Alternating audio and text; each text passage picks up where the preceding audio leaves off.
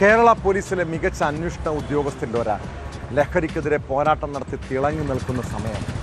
എല്ലാവരോടും മാന്യമായ പെരുമാറ്റം. എന്നാൽ വടകര ഡിവൈഎസ്പി എ ഉമേഷിൻ്റെ പൊയ്മുഖം അഴിഞ്ഞു വീണത് SHO ബിനു തോമസിൻ്റെ ആത്മഹത്യാക്കുറിപ്പ് പുറത്തു വന്നതിന് പിന്നാലെയാണ്.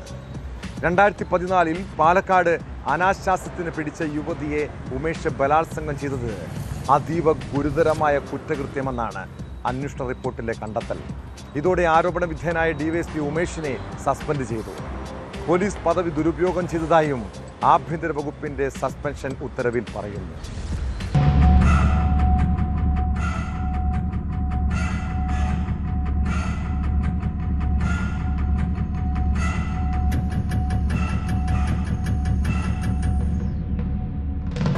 കഴിഞ്ഞ ദിവസം ജീവനൊടുക്കിയ ചെർപ്പുളശ്ശേരി SHO ബിനു തോമസിന്റെ ആത്മഹത്യാക്കുറിപ്പിൽ ഉമേഷിനെതിരായി ഗൗരവമായ പരാമർശങ്ങളുണ്ടായിരുന്നു. 2014 പാലക്കാട് വടക്കാഞ്ചേരി സ്റ്റേഷൻ പരിധിയിൽ അനാശാസ്യത്തിന് കസ്റ്റഡിയിലായ യുവതിയെ സ്റ്റേഷനിലെത്തിച്ച ശേഷം കേസെടുക്കാതെ വിട്ടയച്ചിരുന്നു. തുടർന്ന് രാത്രിയിൽ CI ആയിരുന്ന ഉമേഷ് SI ബിനു തോമസിനൊപ്പം യുവതിയുടെ വീട്ടിലെത്തുകയും യുവതിയെ പീഡിപ്പിക്കുകയുമായിരുന്നു. താനും പിന്നീട് യുവതിയുമായി സൗഹൃദത്തിലായി. ഇക്കാര്യം ചൂണ്ടിക്കാട്ടി ഉമേഷ് തന്നെ നിരന്തരം പീഡിപ്പിച്ചിരുന്നതായി ബിനു തോമസ് ആത്മഹത്യാക്കുറിപ്പിൽ വ്യക്തമാക്കി.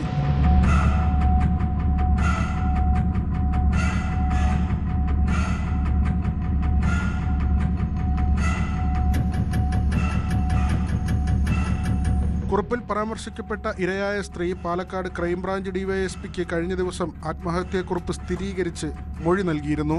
നിലവിൽ ഡിവൈഎസ്പിയായ ഉമേഷിന്റെ ഭാഗത്തുനിന്ന് പലതവണ ഭീഷണിയുണ്ടായിരുന്നതായും യുവതി മൊഴി നൽകി. തനിക്കൊപ്പം പിടിയിലായവരിൽ നിന്ന് ഉമേഷ് കൈക്കൂലി വാങ്ങിയതായും യുവതി മൊഴിയിൽ വ്യക്തമാക്കി.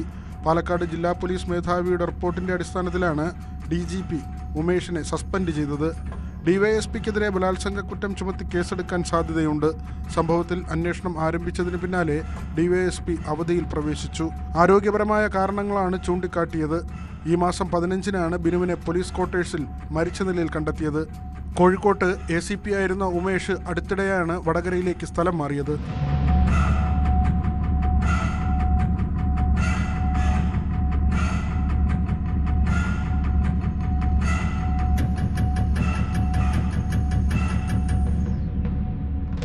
ന്യൂസ് 18 കോഴിക്കോട്.